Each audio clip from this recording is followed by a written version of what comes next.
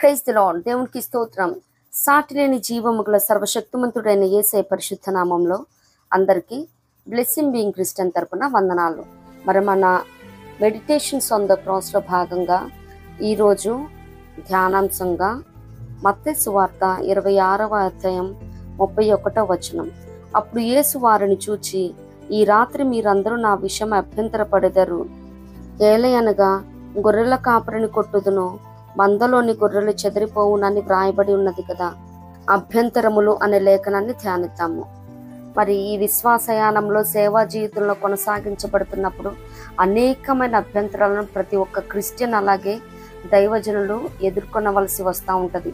మరి సాక్షాత్ యేసయ్య చెప్పారు కదా, మరి నీ కన్ను నిన్ను అభ్యంతరపరిస్తే, నీ కన్ను కానీ చెయ్యి కానీ కాలు కానీ అభ్యంతరపరిస్తే నరికి అగ్నిలో పడవే. ఎందుకంటే ఆ అవయవాలతో అగ్నిలో పడే కంటే ఆ అవయవం లేకపోయినా నీకు మేలే కదా అని. నిజమే, మనం ప్రార్థనలో ఉందామని ఫాస్టింగ్లో ఉంటాం, మనం ఆహారం మానేసి ప్రార్థనలో ఉందాం అనుకుంటాం, కానీ ఫోనుని ఫాస్టింగ్లో పెట్టాం. ఒకదాని తర్వాత ఒకటి చూస్తూనే ఉంటుంది, ఈ చెయ్యి స్క్రోలింగ్ చేస్తూనే ఉంటుంది. మనము అభ్యంతర కారణంగా ఉండకూడదు. ఎట్ ద సేమ్ టైం మన వలన ఎవరు కూడా అభ్యంతరంగా ఫీల్ అవ్వకూడదు అన్నమాట.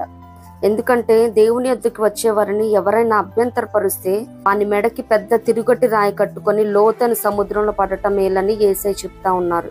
మరి ప్రార్థనకి వచ్చేవారిని మనం అభ్యంతరపరిచేవారిగా ఏమాత్రం ఉండకూడదు. అంత మాత్రమే కాదు, కానీ యేసయ్య మరి విత్తనాలు విత్తుతున్న వాని ఉపమానంలో కూడా చెప్తారు కదా, రాతి నేల మీద పడ్డవాడు మరి సంతోషంతో వింటున్నప్పుడు వాక్యాన్ని అంగీకరిస్తాడు, కానీ మరి శ్రమలు కానీ హింసలు కానీ కలిగినప్పుడు వెంటనే అభ్యంతరపడతాడు. ఎందుకంటే వానిలో వేరు లేదు కాబట్టి. అది ఎండకి ఎండిపోతుంది. మరి ఎండ అంటే శ్రమకి, శోధనకి, హింసలకి సాదృశ్యంగా ఉన్నది.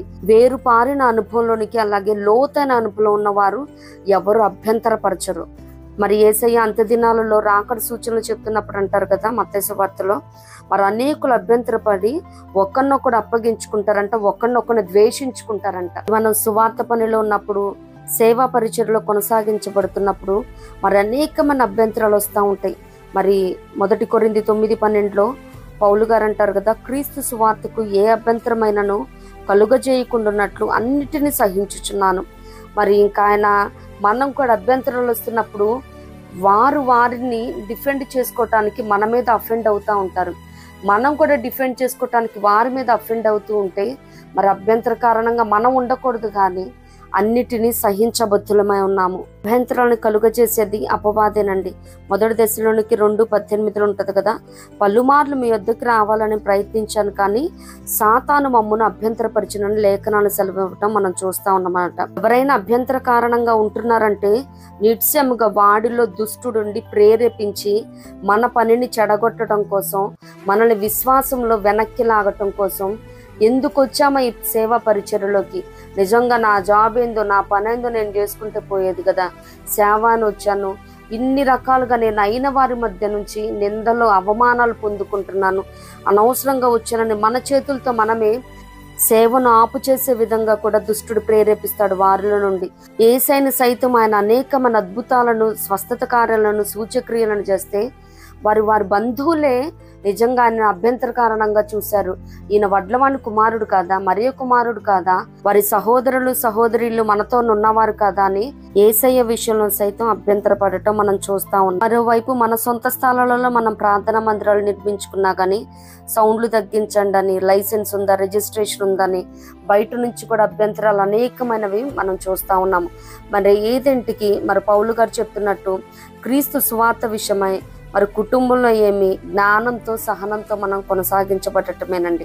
సహిస్తే ఏలుబడి చేస్తాము. అంత మాత్రమే కాదు, కానీ లేఖనాలు సెలవిస్తున్నట్టు అభ్యంతరాలు రాక మనవు, కానీ ఎవరి వలన వస్తాయో వారికి శ్రమాను లేఖనాలు సెలవిస్తున్నాం. ఎన్ని అభ్యంతరాలు అయినప్పటికీ దేవుడు మనకి ఇచ్చిన దర్శనాన్ని, పిలుపుని బట్టి మన పనిని మనం కొనసాగించబడుతూ ఉంటే నిత్యముగా దేవుడి సమస్త విధములైన అభ్యంతరాలను, ఆటంకాలను తొలగిస్తాడు. ఆయన విషయం అభ్యంతర పడకుండా ఉందామో ధన్యులమవుతాము.